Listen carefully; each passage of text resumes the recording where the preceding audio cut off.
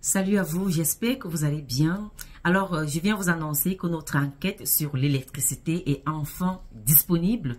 Tout ne s'est pas toujours passé comme prévu, simplement parce que les acteurs de ce secteur n'étaient pas toujours disposés à répondre à nos questions, ou alors ne le faisaient pas dans des délais qui nous permettaient d'aller un peu plus vite.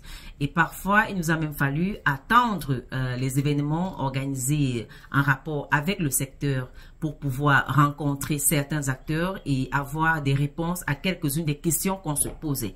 Tout cela donc a engendré le retard que vous avez pu observer et toute l'équipe des Téléasso, on s'en excuse. Nous sommes partis en fait d'un constat simple, c'est que malgré la multiplication et la mise en service des barrages, on connaît Mikin, Mbele, Lompanga, aujourd'hui Natigal, malgré donc la multiplication et la mise en service de ces barrages, le problème d'insuffisance énergétique n'a pas été résolu, du moins pas pour le moment.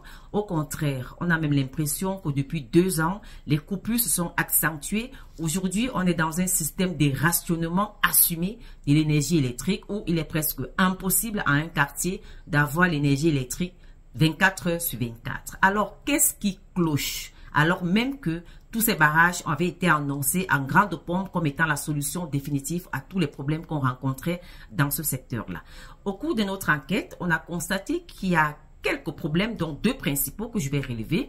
Par exemple, les manquements qui ont eu lieu au moment de la conception et de la mise en service des barrages, qui aujourd'hui empêchent à ces barrages-là de représenter tout l'espoir qui avait été placé en eux, de donner le plein potentiel d'eux-mêmes. Donc, il y a eu ces manquements-là que vous pourrez lire dans l'article. Il y a aussi la fameuse question de la dette de l'État. Ah oui, c'est un sujet presque tabou parce que de temps en temps, les administrations publiques essaient d'être rassurantes sur la question, mais les opérateurs du secteur continuent de se plaindre de la dette de l'État, des administrations publiques, qui ne payent pas ce qu'ils doivent à ces différents opérateurs du secteur. Donc, nous avons relevé donc 2 grands manquements, les manquements liés à la conception et à la réalisation de ces barrages et la dette de l'État, qui font aujourd'hui, par exemple, que Natigal, à travers la NHPC, a annoncé que 360 MW avaient déjà été injectés dans le réseau électrique. Mais comme les autres barrages n'arrivent pas à donner le plein potentiel d'eux-mêmes, on a toujours ce souci de coupures d'électricité, de coupures quotidiennes, il faut le rappeler, d'énergie électrique et des rationnements assumés. Alors, quelle solution pour résoudre définitivement cette question? En dehors des problèmes liés à la conception des barrages qui doivent être résolus évidemment, le paiement, l'épongement de la dette de l'État aux différents opérateurs du secteur, nous avons donné la parole à un producteur indépendant du nom de Léopold Tchako qui propose la construction de mini-barrages de 0,5 à 5 MW qui pourraient permettre dans tous les villages où les cours d'eau traversent et qui pourraient permettre de combler le déficit, surtout en retirant une certaine pression sur les grands barrages qui ont été construits et sur les villes pour permettre ainsi aux entreprises et aux particuliers d'atteindre leur plein potentiel et de ne plus souffrir de cette question d'insuffisance énergétique.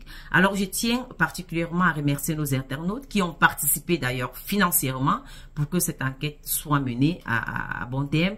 Et je tiens aussi à remercier Kiro Games via son promoteur Olivier Madiba qui nous ont apporté leur soutien et leur aide. Ils ont voulu comprendre quel était le problème des bases et ont accepté d'accompagner Téléasso pour cette enquête et nous les en remercions. Merci à Kiro Games, merci à nos internautes.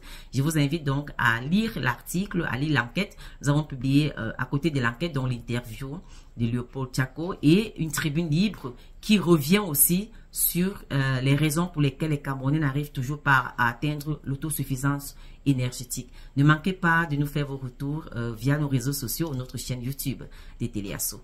Et surtout, ne partez pas sans vous abonner.